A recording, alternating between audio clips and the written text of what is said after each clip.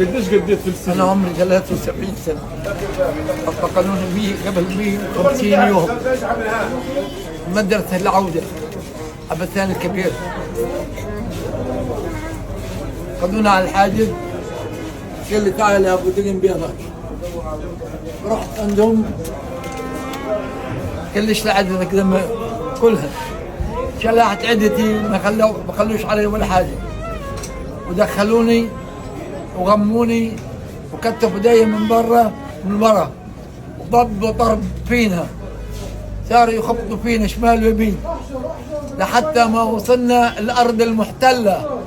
واللي بيقول إسرائيل خاطئ، الأرض المحتلة.